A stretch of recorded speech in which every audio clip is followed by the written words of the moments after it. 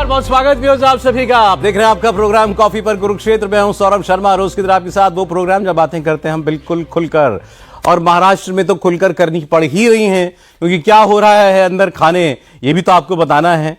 अब देखिए, 4 दिन के बाद तो ठाणे मुंबई कहिए लौटे हैं मुख्यमंत्री, केयरटेकर मुख्यमंत्री एकनाथ शिंदे जी। अब वो नाराज हैं, वो कोप भवन में चले गए थे, उनको किसी ने फोन नहीं किया मनाने के लिए, इस बात से वो और बिगड़ गए हैं। तमाम तरीके की बातें कही जा रही हैं। इतना वो पहले बस कह चुके थे कि मुख्यमंत्री बीजेपी वाले तय कर लें, हम उसके साथ हैं।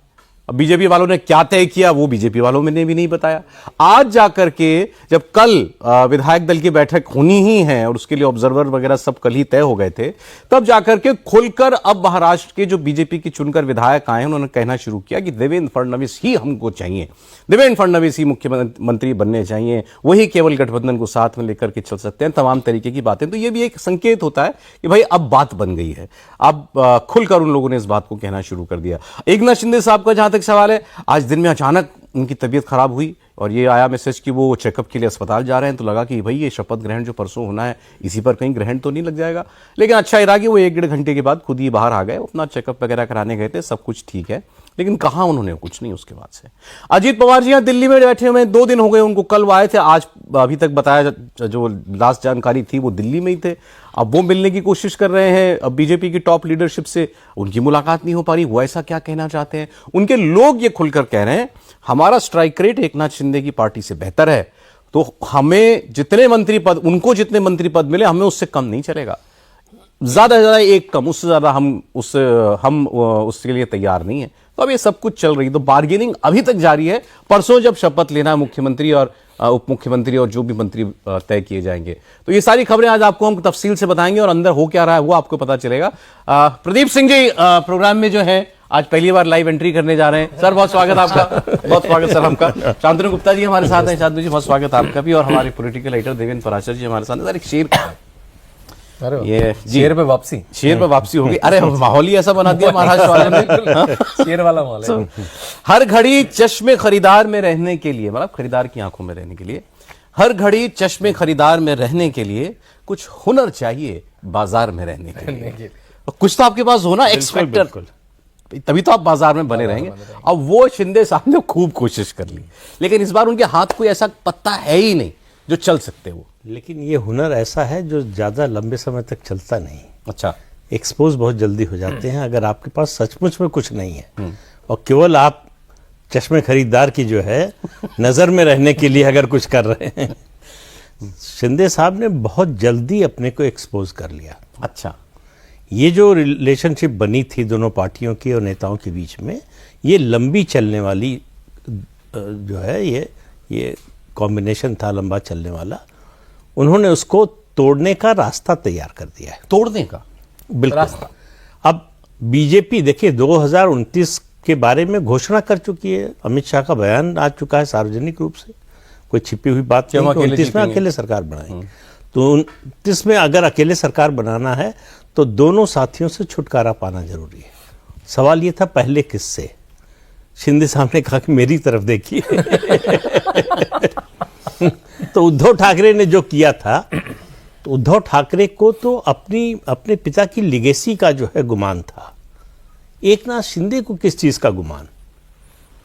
2.5 साल के लिए मुख्यमंत्री बनाया बीजेपी ने। ये सही है कि वो नहीं आते तो सरकार नहीं बनती।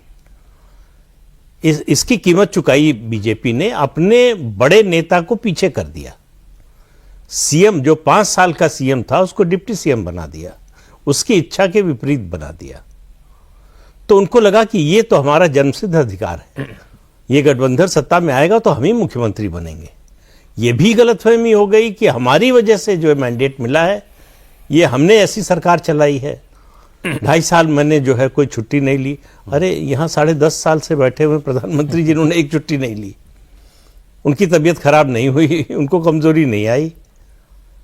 तो आप क्या बोल रहे हैं और उससे क्या संदेश दे रहे हैं, इसको तो समझने की कोशिश कीजिए। इतना बड़ा मैंडेट दिया है पब्लिक ने, उसमें आप जैसे खीर में नमक डालने वाली बात होती है वो काम किया। शिंदे साहब ने खटास डाल दी रिश्ते में। बिल्कुल खटास डाल दी। अच्छा, तो आप जरा किसी भाजपा, महाराष्ट्र में भाजपा के कार्यकर्ता से बात कीजिए, तब आपको पता चलेगा कि क्या माहौल है, क्या इसका रिएक्शन है।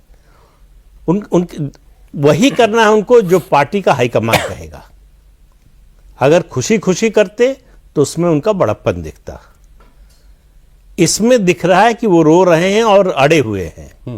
वो चाहे अड़े हों अंदर कि नहीं मुझे नहीं मालूम, लेकिन जो मैसेज जा रहा था वो यही है कि मैं मुख्यमंत्री, जनता मुझे चाहती है मैं मुख्यमंत्री बनूं। कौन सी जनता चाहती है भाई? 51 सीट आई है आपकी, तो 132 वाले को नहीं चाहती है जनता। हाँ, आपको चाहती है जनता कि आप मुख्यमंत्री बने।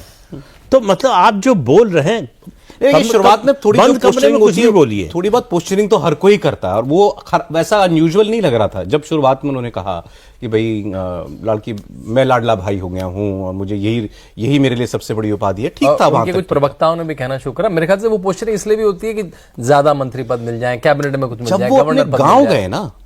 जब वो गांव गए शुक्रवार को, उसके बाद उन्होंने जो इन 3 नेताओं की मीटिंग थी उसको रद्द कराने के लिए जो है गांव जाने का एक ही मकसद था कि वो बैठक न होने पाए। तो अब उनको कौन समझा रहा था, उनको क्या समझ में आ रहा था कि क्या रोक लेंगे वो? अगर उनको लग रहा था कि ये सब करने से बीजेपी का हाईकमान जो है अपना फैसला बदल देगा, तो बड़ी गलतफहमी में थे। उद्धव ठाकरे की बात में आकर फैसला नहीं बदला, भाई सरकार बच जाती है। 2.5 साल भी जो है सत्ता से बाहर इतना तमाशा नहीं होता, जो इतना तमाशा नहीं होता, गठबंधन नहीं टूटता। दशकों का गठबंधन था, बल्कि वो टूट गया। सबसे जो नेचुरल एक इमोशनल जो है कॉर्ड था बाला साहब ठाकरे का, वो टूट गया। एक ही विचारधारा की 2 पार्टियां थी, एक पार्टी की वो विचारधारा खत्म हो गई। मतलब बहुत बड़ी कीमत बीजेपी ने चुकाई। तो आपको कम से कम उससे सबक लेना चाहिए था कि क्या हुआ उद्धव ठाकरे के साथ। दोनों तरफ के जो मतलब इधर अपोजिशन कांग्रेस और पार्टियां बाकी, और इधर बीजेपी और बाकी पार्टियों के जो समर्थक वर्ग हैं, वो उनके निशाने पर मीडिया है।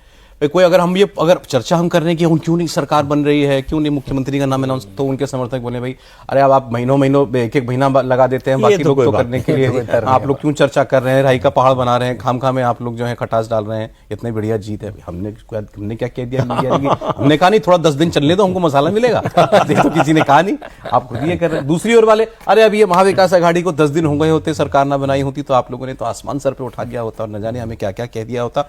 ये मुझे लगता है थोड़ा सा ठीक है, थोड़ा बहुत तो ठीक है। अब वो उनको मौका मिला हुआ है, लेकिन क्या है शिंदे साहब की कहानी क्या है देवेंद्र? इसमें 2-3 चीज़ें। पहली बात तो सौरभ, जैसे आपने कहा कि शुरू में जो उनकी पोस्टरिंग थी वो ठीक लग रही थी, मतलब लॉजिकल लग रही थी, ठीक इन द सेंस वो अंदर खाने नाराज भी थे इस बात को लेकर कि उनको ऐसा लगा कि भाई अगर ऐसी सफलता मिली है तो मुझे बनना चाहिए। और होता क्या है कि पद पे आने के बाद अब अपने पहले के बैगेज को तो भूल ही जाते हैं और आपके साथ वाले भुला ही देते हैं उसको। वो तो यही आपको महिमा मंडित करेंगे कि सारी सफलता आप ही के चलते हैं, और अगर आप नहीं रहते तो क्या होता। हाँ, तो इसमें तो लॉजिकल तौर पे आप ही का आना चाहिए।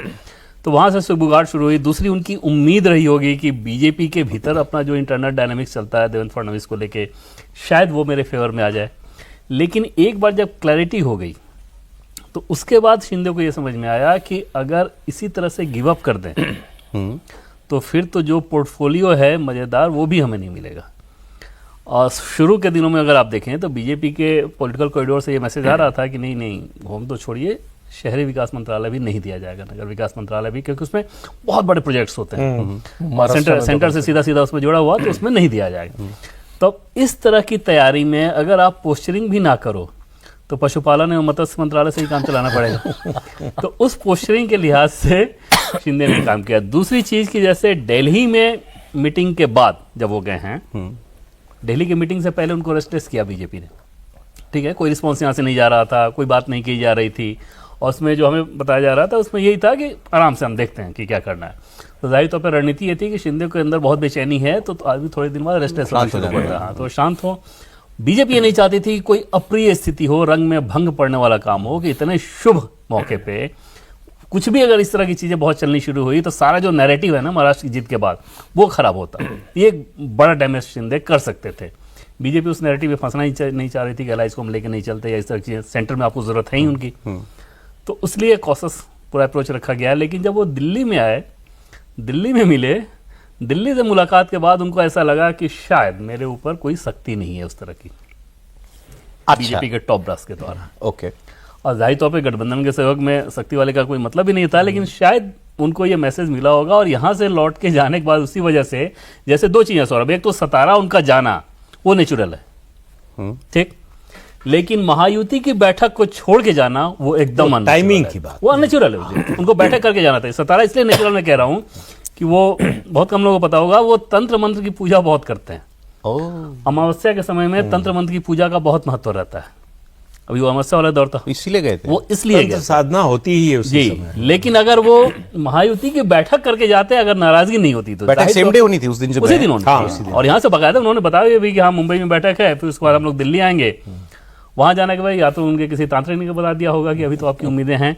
और आज भी मैं कह रहा हूं कि आज भी शिवसेना के लोगों को ये उम्मीद है कि शायद कुछ हो सकता है। नहीं, क्या बीजेपी विधायक दल के नेताओं में सोचिए। नाम जो है शिंदे का निकाल दिया जाएगा? सोचिए विद्रोह हो अगर- जाएगा। हाँ, अगर इस तरह की स्थिति हो तो उससे आप अंदाजा लगा सकते हैं कि कहाँ है। लेकिन जो एकदम से समझ में आ रहा है वो ये कि अब पूरी कोशिश ये है कि पोर्टफोलियो ढंग का मिल जाए और नगर विकास में तो बड़े नहीं, प्रोजेक्ट। मैं ये जानना चाह रहा हूं, आपसे सेंस लेना चाह रहा हूं, क्या बीजेपी को ये लग रहा है कि शिंदे साहब हैज टेकन इट टू फार, ज्यादा कर दिया आप शिंदे साहब? हाँ, एटलीस्ट महाराष्ट्र यूनिट की बात करें तो उनको तो एकदम ऐसा लग रहा है। दिल्ली की बात मैं नहीं कर सकता क्योंकि दिल्ली में इस तरह का इन्फॉर्मेशन हमें नहीं आया, इस तरह का सेंस भी नहीं है।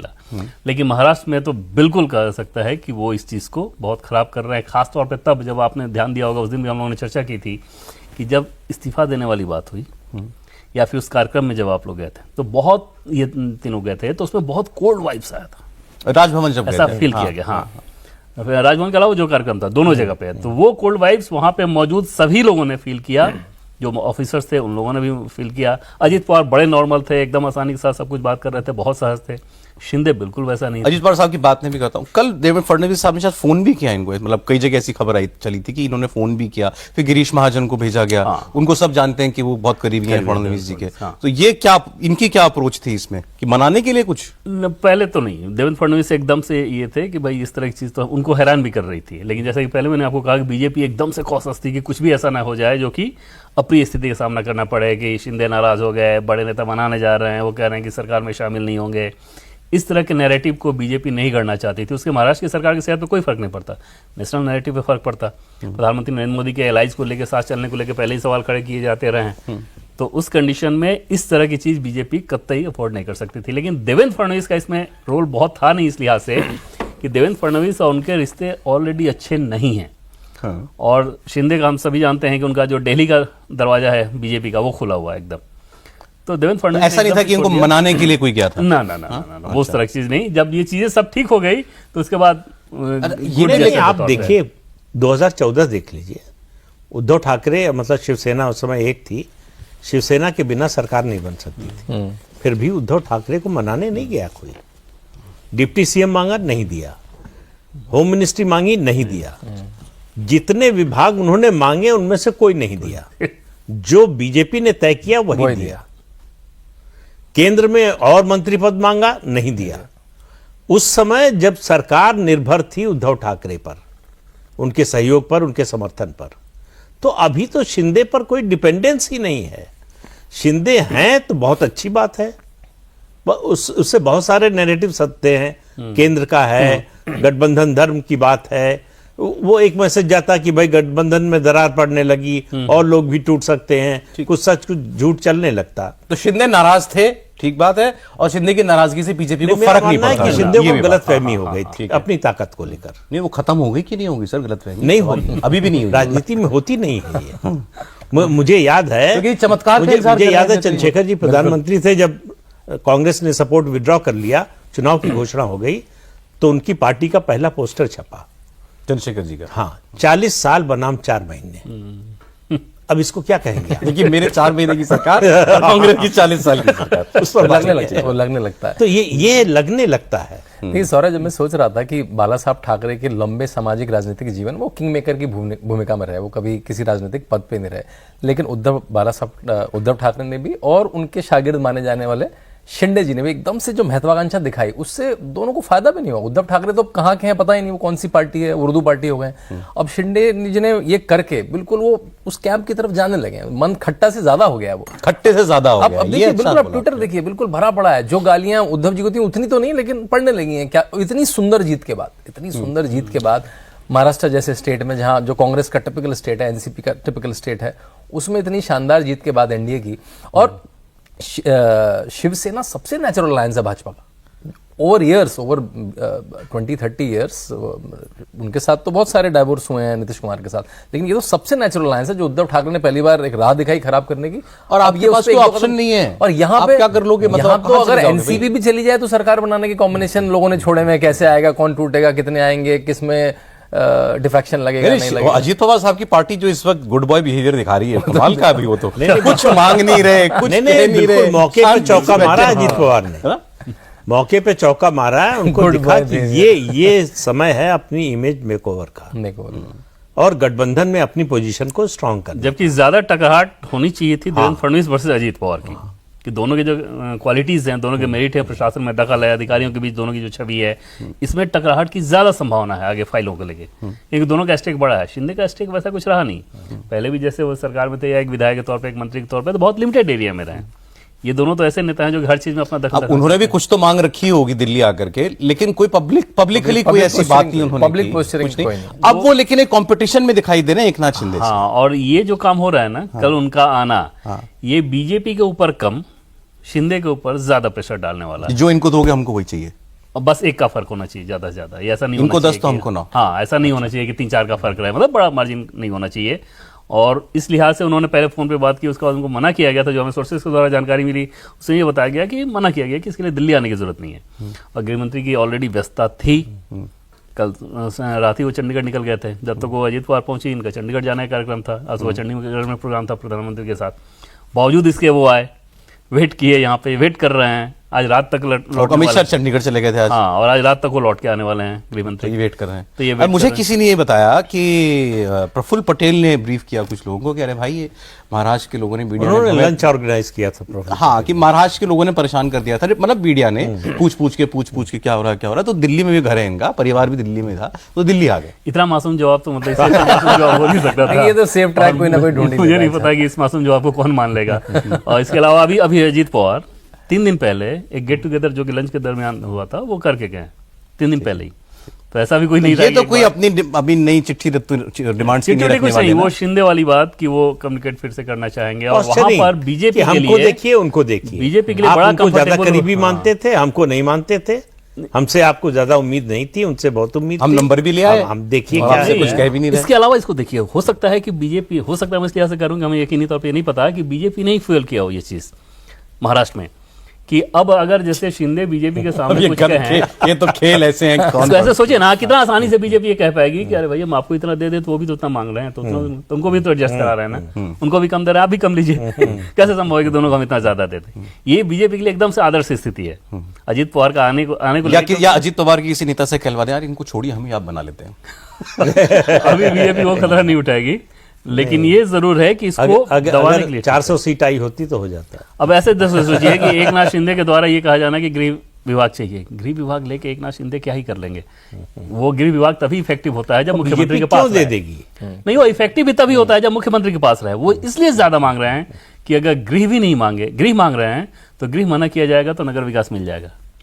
अगर नगर विकास ही मांगेंगे तो नगर विकास छोड़ के फिर ऊर्जा या स्वास्थ्य सिर्फ दे दिया या जाएगा। बीजेपी को ऐसा तो नहीं लगता कि अभी ये शिंदे साहब अभी और कोई बखेड़ा खड़ा कर सकते हैं? ना ना ना ना, क्योंकि परसों वो तो नहीं है। मैंने जैसे मैंने कहा ना कि एकदम कूल चिल एक शब्द था, कल मैंने बड़े नेता से पूछा कि सर क्या चल रहा है, चिल यार, एकदम रिलैक्स, और बहुत बड़े नंबर जैसे है ना सौरभ भाई, केवल 132 मत देखिए, बीजेपी के पास इंतजाम पूरा 145 या उससे ज्यादा का है, तो बीजेपी को बहुमत की कोई चिंता नहीं है। नहीं, बहुमत की नहीं सर, जो ऑप्टिक्स होते हैं खराब लगेगा ना। वो अब अगर शिंदे ना बने कल उसी को के लिए डिप्टी इतनी देर लगी है। उसी के लिए तो ये बनेंगे डिप्टी सीएम? हाँ हाँ बन रहे हैं, वो बन रहे हैं, और बेटे को लेके कोई बेटे से भी वो ट्वीट करवाया गया होगा कि हम दौड़ में नहीं हैं, हम नहीं बनने वाले हैं। उसमें कुछ भी बीजेपी ऐसा नहीं एफोर्ड करेगी जिसको लेके नैरेटिव खराब हो। जैसे अभी तक जो महाराष्ट्र में चल रहा है, हालांकि जब मैंने चेक किया तो हमें ये बताया गया कि इस बारे में डिसीजन नहीं हुआ है। जो चल रहा है ना कि 3 ही लोग शपथ लेंगे, संभावना उसकी ज्यादा है, लेकिन ये अंतिम निर्णय नहीं है कि हमको ऐसा ही करना है।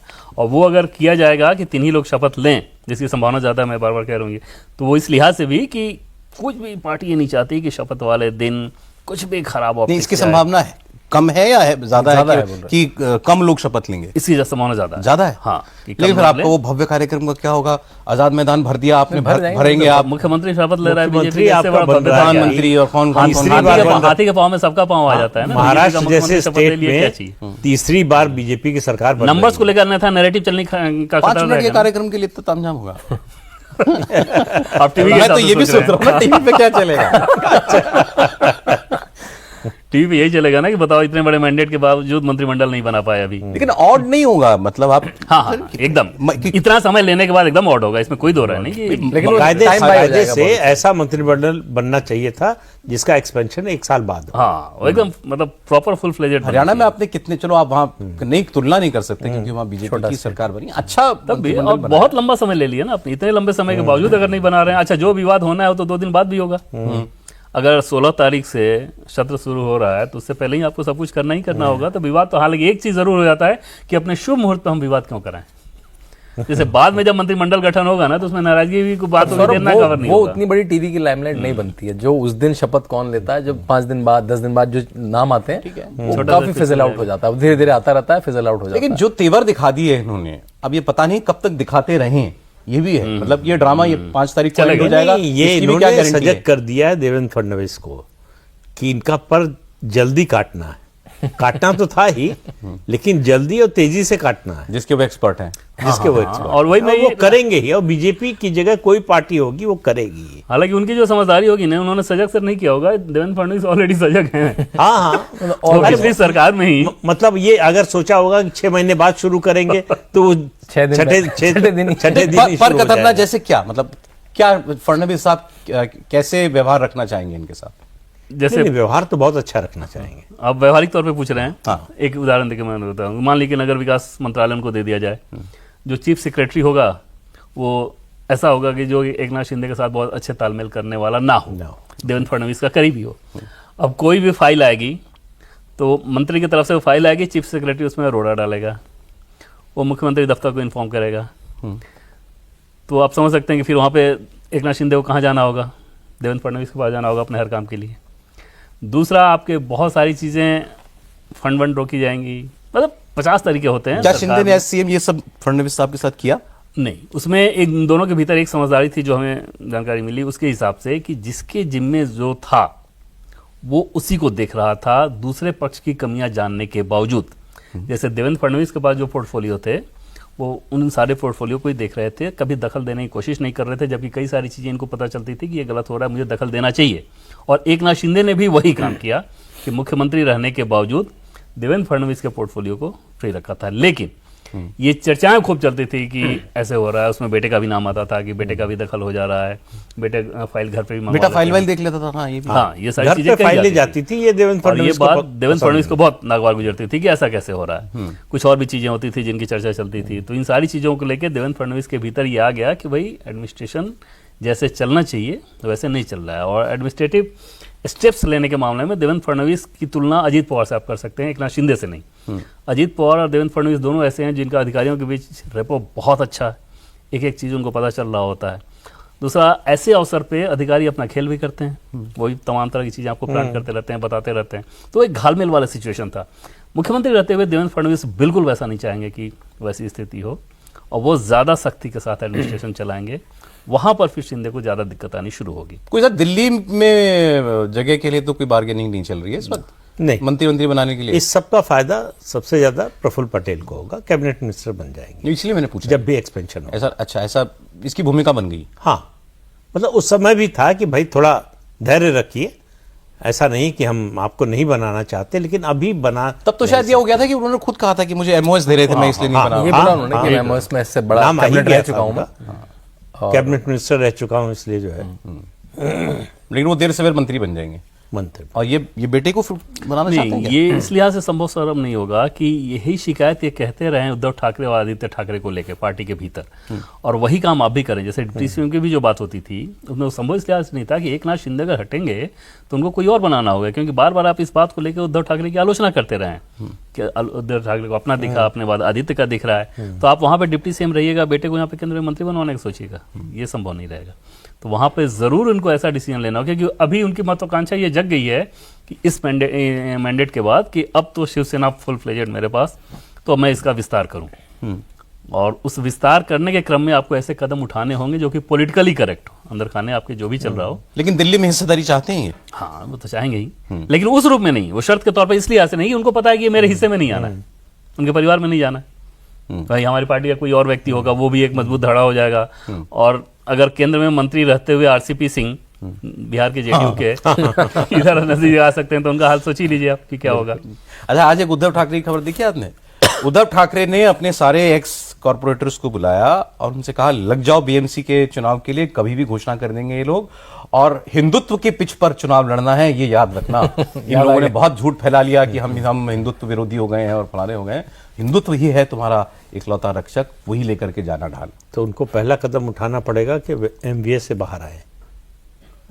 एमवीए में रहकर हिंदुत्व की बात नहीं कर सकते उद्धव ठाकरे, कोई नहीं मानेगा। ये तो ये बताता नहीं कि उनको समझ में आ गया, उनकी क्रेडिबिलिटी नहीं रह गई है उस मुद्दे को लेकर। लेकिन इसके अलावा वो बोल भी तो कुछ नहीं सकते। बीएमसी जो है शिवसेना का ब्रेड एंड बटर है, शिवसेना चलती है बीएमसी से।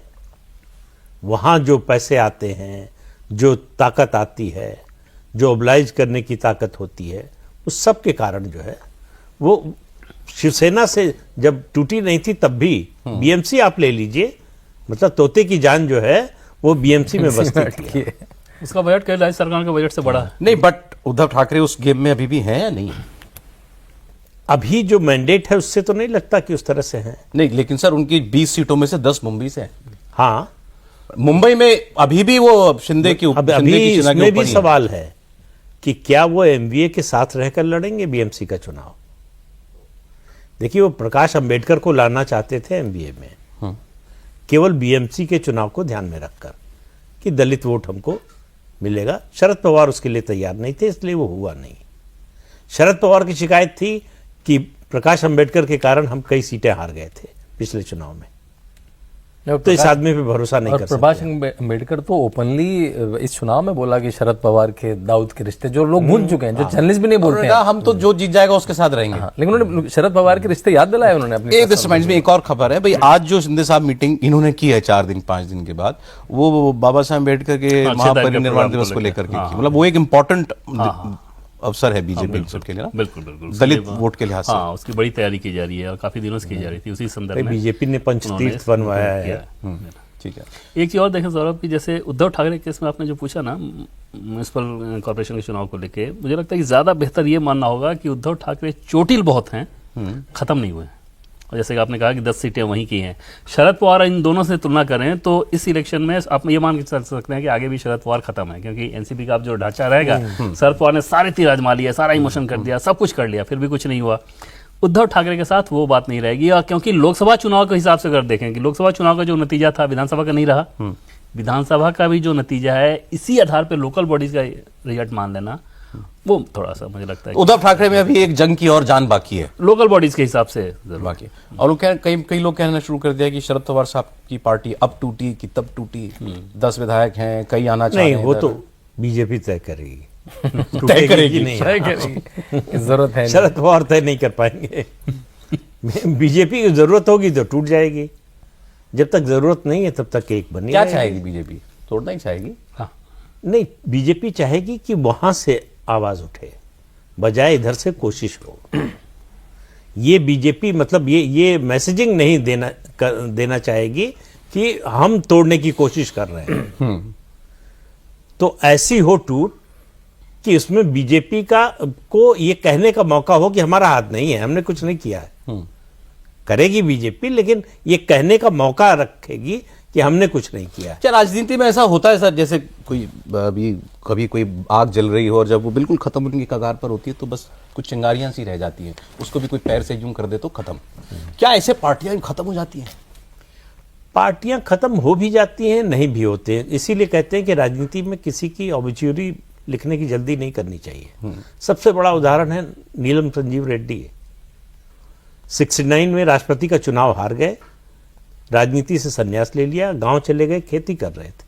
अच्छा, 77 में मोरारजी देसाई ने बुलाया और राष्ट्रपति बना दिया। खेती कर रहे थे। हाँ। तो इसलिए राजनीति में कब क्या होगा ये कोई नहीं जानता है, लेकिन हम लोग जो बात कर सकते हैं वो जो तथ्य दिख रहे हैं, अतीत में जो हुआ उसके जो उदाहरण हैं, अभी जो आंकड़े आ रहे हैं, उन्हीं के आधार पर कह सकते हैं। कोई भविष्य वक्ता जैसे इन्होंने उद्धव ठाकरे के लिए कहा कि उद्धव ठाकरे को आप राइट ऑफ नहीं कर सकते अभी, खासकर म्युनिसिपल इलेक्शन से पहले। शरद पवार साहब के पास वैसा कोई, जैसा आपने कहा, कोई मतलब रिचार्जेबल बैटरी वाली कि भाई ये मैं बस ये आ जाए मेरे हाथ में तब भी मेरा काम चलता रहेगा। शरद पवार के साथ अजीत पवार होते तो उनके बारे में भी कह सकते थे। सुप्रिया सुले में वो मेटल है नहीं, वो ठीक है पिता के नाम पर लोकसभा में पहुंच जाती हैं, वो अलग बात है। तो अब बस 29 का इंतजार करना ही आपको लगता है मेरे शरद ख्याल पवार से साहब ये के हाथ बिल्कुल- में? नहीं, क्योंकि वो यहाँ पे 10 सीट मुंबई में उनके पास आई तो उनके पास एक कॉन्सेंट्रेटेड जगह पे वोट है, तो इसलिए उद्धव का जैसे ही अगर और उस 10 बीएमसी सीट इलेक्शन में में राज ठाकरे का भी योगदान है।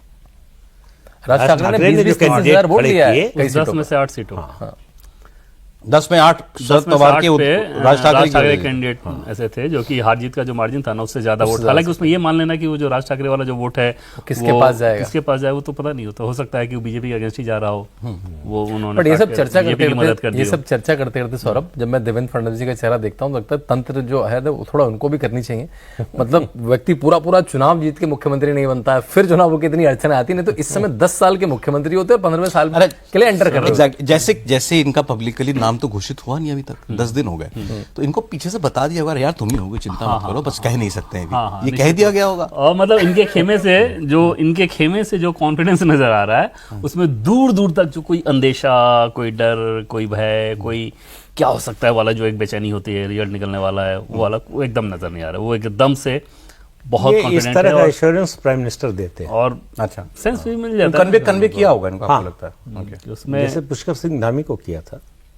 वो चुनाव हारने के बाद भी माहौद अपना ही चुनाव हार गए थे। अपने चुनाव हार गए थे, इतने बड़े और चुनाव। रात में जब फोन पे बात हो रही थी तो पीएम ने बधाई दी उनको कि अपना चुनाव आप हारे हैं, और प्रधानमंत्री अगर आपको बधाई दे रहे हैं उसमें वो कह भी रहे हैं कि जो हमें जानकारी मिली कि बहुत अच्छा हुआ और हार वार को नहीं अपनी चिंता सीट मत पे करो, हाँ, तुम्हें चिंता मत काम करो। करना है। तो उसमें एकदम क्लियर था। दूसरी जो शरद पवार वाले केस में आपने सर बात की, उसका होता क्या है, जैसे व्यावहारिक तौर पे देखें, मान लीजिए उनके 10 विधायक, उनके इलाके में डेवलपमेंट प्रोजेक्ट्स रोका जाएगा सरकार के द्वारा, ठीक, तो उन विधायकों के ऊपर दबाव पड़ना शुरू होगा कि भाई सबसे जरूरी तो ये है ना कि हमारी विधायकी बचे रहे। तो वहां पर फिर वो अजीत पवार के पास दौड़ना शुरू करेंगे। जो कार्यकर्ता हैं उनको ठेके नहीं मिलेंगे, उनको काम नहीं मिलेगा, जो शरद पवार के साथ रहेंगे तो वो अजीत पवार के साथ आना शुरू होंगे। तो यहाँ पे पार्टियां जो तोड़ने का काम है वो ऐसा ही रहेगा। और शरद पवार ने अपना सब कुछ चल लिया ना, जो इमोशनल कार्ड वो खेलते रहे हैं और जिसके बल पे उनको रिजल्ट भी मिलता रहा, इसको इस बार भरपूर उन्होंने इस्तेमाल कर लिया। तो इतना करने के बाद, और खासतौर पे तब जब आपके पास वैसा उत्तराधिकारी नहीं, सुप्रिया सुले में वो मद्दा ही नहीं है कि वो उस तरह से कुछ कर पाए, पॉलिटिकली उतनी शार्प भी नहीं लगती जो दिखता है अंदर खाने जो, और संगठन को लेकर तो समस्या है ही। तो उस कंडीशन में कहां से फिर रिवाइवल, किस आधार पर रिवाइवल आप कर रहे हैं? नहीं, वो तो केवल जो शरद पवार साहब की अपनी लेगेसी है अभी तक का जो उनका रहा है। लेगेसी से बड़ा उनकी पूरी राजनीति चली है नेटवर्किंग पर। एंड इफ आई मे से नेटवर्किंग बनी रहती है सत्ता में रहने से। नहीं, इसीलिए उम्मीद है उनसे कि क्या मतलब अभी भी वो यहां से भी उठ खड़े होंगे ना? बिल्कुल नहीं। उद्धव ठाकरे मतलब आदित्य ठाकरे को देखते ये हुए ऐसे ही सहकारिता मंत्रालय अमित शाह को नहीं दिया गया है। कोऑपरेटिव्स का वही ताकत थी, चाहे अजित पवार हो चाहे शरद पवार हो, कोऑपरेटिव्स की, शुगर कोऑपरेटिव्स की खास तौर से, वहां उनका जो वर्चस्व था उसको तोड़ने का काम किया। अब उद्धव ठाकरे की पार्टी छोड़ दीजिए, अब बेटे को भी तो अभी उनको देखना है ना। अगर उनकी तरफ से सोचे तो क्या करना चाहिए उनको? भाई भी मेरा बेटा विधायक हुआ है, मंत्री रहा है, इसका पूरा पॉलिटिकल करियर सामने है, अब मैं इसको कहूं कि तो भाई अब जाकर के सड़क पे बस लग जा 5 साल। नहीं, वो सीधी सी बात होती है ग्राउंड से। आप जब तक अपना कैडर, अपना जो संगठन नहीं खड़ा करेंगे, बोल देने से कि हिंदुत्व पे आ गए हम, कल आपने बोल दिया औरंगजेब के मज़ार पे चादर चढ़ाएंगे, आज बोल दिया नहीं हिंदुत्व के साथ है, तो ये चलता नहीं है। आपको अपने एक्शन से साबित करना पड़ता है, केवल बोल देने से नहीं चलता है। तो इसलिए जो है भारतीय जनता पार्टी सबसे बड़ा उदाहरण है। आप देखिए कि 1992 के बाद तब भी तो बीजेपी के लोग कहते थे मंदिर वहीं बनाएंगे, भरोसा कौन करता था? क्योंकि वो एक्शन में दिखता नहीं था। खास तौर से 98 में सरकार बनने के बाद लोगों को लगा 6 साल सरकार रही, आप नहीं बनवा पाएंगे ये हमको मालूम था, आपने कोशिश भी नहीं की। तो एक्शन जो है वो आपके शब्दों से ज्यादा प्रभावी होता है। हिंदुत्व को लेकर भले ही उद्धव ठाकरे ने अपनी सौरभ नई परिभाषा गढ़ ली कि हिंदुत्व का मतलब ये है, बीजेपी का हिंदुत्व ये हमारा है, लेकिन हर शिव सैनिक को ये समझ में आएगा ना कि वीर सावरकर के बारे में कांग्रेस पार्टी की क्या विचारधारा है और एक शिव सैनिक वीर सावरकर के बारे में क्या सोचता है। जिसका वीर सावरकर का बस्ट उनके ऑफिस में लगा रहता है। इस कॉन्ट्रडिक्शन को आप क्या समझाएंगे, किस आधार पर समझा सकते भाजपा हैं? का शिव ऑफिस सैनिक में का नाम ही मोराल लगा। डाउन होगा ही होगा। नहीं, मैं इसलिए मैंने कहा कि शायद उनके बात समझ में आ गई हो, तभी उन्होंने पहली बात जो कही अपने लोगों से वो हिंदुत्व की बात कही। सबसे ज्यादा भाई- किसी करेंसी खोई है अगर तो वो उद्धव ठाकरे हैं पिछले 5 राहुल गांधी बोलेंगे माफी वीर, और आप भारत रत्न देने की बात करेंगे, दोनों में कहां सामंजस्य तो बनता है? आपने ऐसा कहा कि उनको अब शायद महाविकास आघाड़ी से बाहर ही आना पड़ेगा, और कुछ लोगों ने उनकी बात कही भी है कि सर्वाइवल वो का अलग एक लड़ेंगे ही शायद रास्ता बनता है, चुनाव। शुरुआत वो हो सकती है, होगा कि नहीं पता नहीं, अच्छा, वो लेकिन आपको आपकी पार्टी की रीब्रांडिंग करनी गडकरी साहब का ताजा स्टेटमेंट सुना आपने? हाँ। वो पहले भी बोल चुके हैं, वो इस राजनीति तरह- अतृप्त आत्माओं का महासागर ऐसा है कि अरे उस दिन बोले, जिस दिन ये चल रहा था कि शिंदे नाराज है, और दिन में हमारी मैंने देखा नहीं, इधर वो ये बोल रहे हैं और बगल में शिंदे साहब की प्यारी सी फोटो चल रही है। अतृप्त आत्माओं का महासागर है। टाइमिंग बड़ी सही थी उनको तो अपनी भी तस्वीर उसमें दिख रही होगी। अब उनको और क्या चाहिए सर? अब ये ठीक है भी ये चाहिए मत कहिए, ना, किसी भी पॉलिटिशियन के बारे में ये मत कहिए कि और क्या चाहिए। सर अपना तो अपनी सीलिंग सबको पता होती है ना अंदर से। पता होने से क्या, पार्टी का प्रेसिडेंट पता होने होने से नहीं, स्वीकार करने से होता है। पता होने पर भी, भाई शिंदे को नहीं पता है कि 132 सीट लेके जो आया है नेता, वो चुपचाप घर में एक बैठा दूसरा हुआ केस है। भी होता है सौरभ कि अगर हम ना भी बन पाए या हमको नहीं बनना है, मान लो हम रेस में नहीं है, वो ना बन जाए। नहीं, मुझे तो अब कुछ लोग जानकार लोगों ने कहा कि इस वक्त वो जो है फडणवीस साहब के साथ है। ऐसा है क्या? ट्रेनिंग तो ठीक ही है, लेकिन आप सोचिए ना सिंपल पॉलिटिक्स के हिसाब से कि एक ही गडकरी पॉकेट के एक ही कम्युनिटी के दोनों नेता, दोनों संघ के दुलारे, कितना ठीक रहेगा? सामान्य राजनीति क्या कहती है? भाई मन में ये कसक तो होगी कि ये कुर्सी हमको मिलनी चाहिए थी जो देवेंद्र ले गया। जी, और सर वो तो उसके 10 साल में आगे टूट गई होगी ना, वो तो 14 में दे दिया। नहीं टूटती है। नहीं, अभी जो लोग मेरे पास आ रहे हैं, हम्म। कल को इसके पास जाना शुरू होंगे ना, फिर वो तो हमारा औकात तो ऐसे ही डाउन होना शुरू होगा ना, मरी होगा। तो वो उनको ज्यादा सूट करेगा पॉलिटिक्स के हिसाब से। मैं गडकरी जी के केस में नहीं कह रहा हूँ, पॉलिटिक्स के हिसाब से तो ये सूट करेगा ना कि किसी और एरिया का कोई मुख्यमंत्री बन जाए। अच्छा, हमारे इलाके में एक नहीं ये महाराष्ट्र की बात हुई, तो देवेंद्र फडणवीस का नाम में कोई टेंशन नहीं है। परसों कल उनका नाम ही अनाउंस होगा, परसों शपथ ग्रहण हो जाएगी। एकनाथ शिंदे डिप्टी सीएम भी बनेंगे, ये तब तक की जानकारी। साहब एक जरा आज ही शायद कांग्रेस के नेता मिलने वाले थे ना इलेक्शन कमीशन से 5 बजे। हाँ, वो हमारी चर्चा रहेगी उस पर कि वो ईवीएम पर शिकायत करने गए। उसमें नाना पटोले भी हैं जो डेलीगेशन कांग्रेस पार्टी ने भेजा है। वो जाकर के क्या वहां बताते हैं पता नहीं। उसमें चिदम्बरम जी और कार्ति चिदम्बरम को रख लेना चाहिए, उनका ईवीएम से बड़ा प्रेम। मैं कहता हूं, मैं तो सारे चुनाव आराम से ईवीएम से जीता हूं, किसी और को दिक्कत पहले भाई राहुल गांधी चिदम्बरम को कन्विंस कर रहे हैं। ईवीएम इसमें एक चीज जाना बहुत कहा चाहिए जाता है इलेक्शन सौरभ कमीशन कि के लाल कृष्ण आडवाणी ने भी ईवीएम की बिल्कुल। को लेकर आपत्ति 2009 जताई थी, लेकिन इसमें आप देखें इस केस में ये कहने वाले बात ये भूल जाते हैं कि लाल कृष्ण आडवाणी को जब एक बार चुनाव आयोग की तरफ से बता दिया गया, हाँ। उन्होंने दोबारा इस बात को रिपीट नहीं किया। उनको ये बात समझ में आ गई। मायावती एक बार उन्होंने आपत्ति जताई, मायावती को जब बता दिया गया था फिर वो रिपीट नहीं करती थी इस बात को। तो अगर आपको कोई समस्या, जैसे फॉरेन का उदाहरण दिया जाता है कि फॉरेन में भी ऐसे हैक हो गया था, वहां के जो ईवीएम थे वो इंटरनेट से कनेक्टेड थे, यहाँ कनेक्टेड ही नहीं है।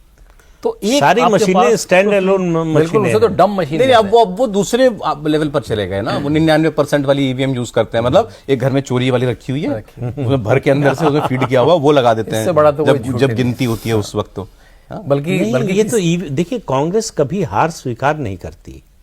ये तो ईवीएम पे बोल रहे हैं। आप याद कीजिए 1989 के इलेक्शन के रिजल्ट को, राजीव गांधी ने क्या बोला। हाँ, अभी वो उन्होंने कहा कि बीजेपी को 85 सीट कैसे मिल सकती कुछ ना कुछ है, गड़बड़ है। कभी वो कल्पना कर सकते थे।